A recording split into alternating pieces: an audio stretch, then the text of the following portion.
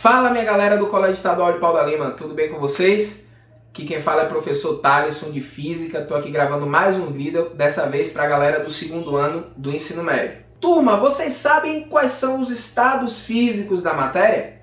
Nós temos três: sólido, líquido e gasoso. E existem outros dois estados físicos que vieram a tomar notoriedade de um tempo para cá, de um certo tempo para cá, que são os estados considerados estados especiais da matéria. São eles o plasma e o condensado de Bose-Einstein.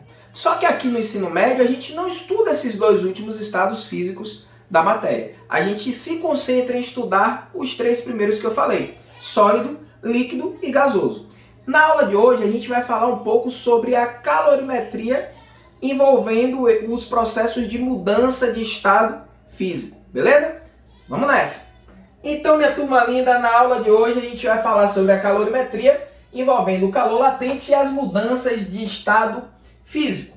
Bom, galera, quais são as mudanças de estado físico? A gente tem três estados que a gente já falou. O sólido está aqui representado pela letra S, o líquido está aqui representado pela letra L e o gasoso que está representado pela letra G. São esses os três estados físicos. Vocês lembram as transições, as mudanças de estado físico? Se não se lembram, fiquem tranquilos que eu vou lembrar para vocês aqui agora. Ó. Do sólido para o líquido, a gente chama esse processo de fusão ou liquefação também, a mesma coisa. Tá? Do líquido para o gasoso, a gente chama esse processo de vaporização. Só que a vaporização ela pode acontecer em três níveis, de três formas. A gente pode ter a evaporação, a ebulição e a calefação. Professor, qual é a diferença entre essas três formas de vaporização?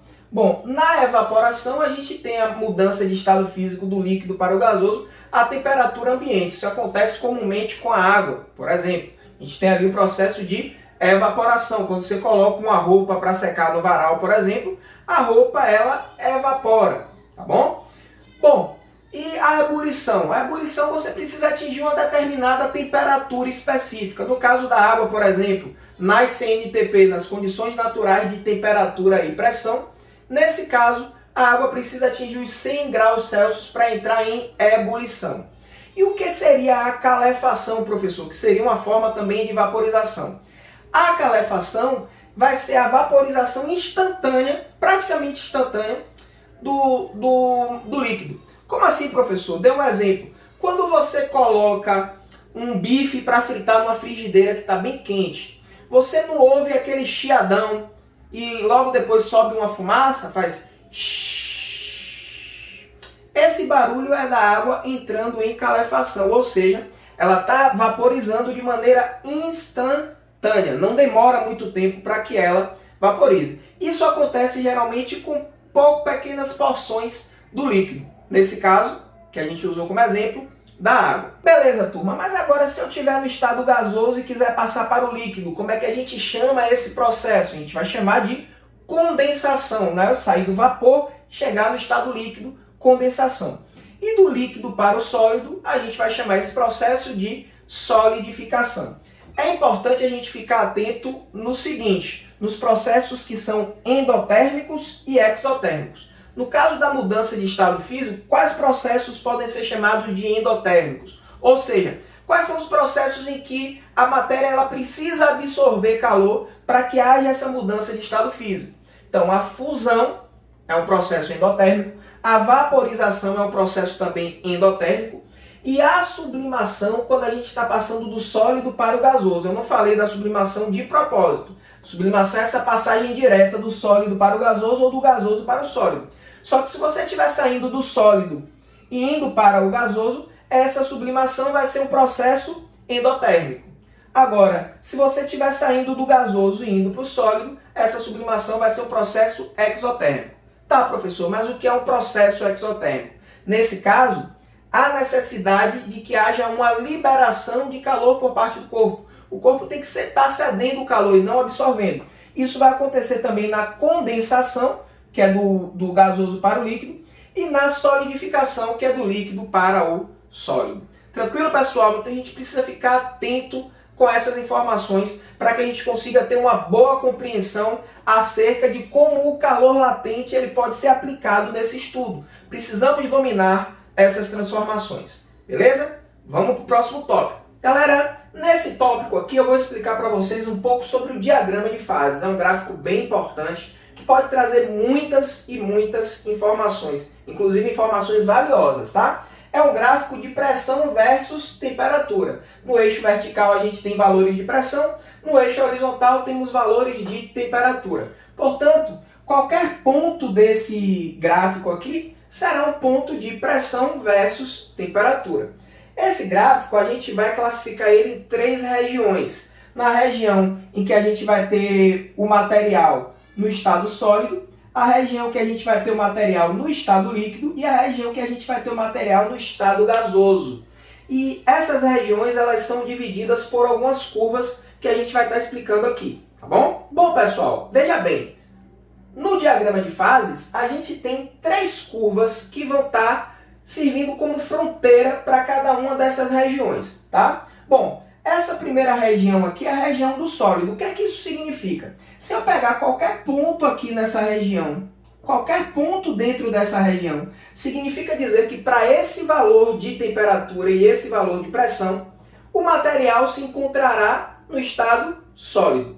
Para o líquido a mesma coisa. Se eu pegar qualquer ponto aqui nessa região do líquido, o material estará no estado líquido, para qualquer valor de pressão e temperatura dentro dessa região. E o gasoso da mesma maneira. Só que existem curvas que estabelecem a fronteira entre essas regiões. Sobre essas curvas, a gente vai ter o material em 2 estados físicos ao mesmo tempo. Por exemplo, nessa curva aqui que eu chamei de número 1, eu tenho a fronteira entre o sólido e o líquido. Significa dizer que quando você tiver valores de pressão e temperatura sobre essa curva, o material ele vai estar em mudança de estado físico, ou seja, ele vai estar em sólido e líquido ao mesmo tempo. Essa curva número 1, a gente chama ela de curva de fusão.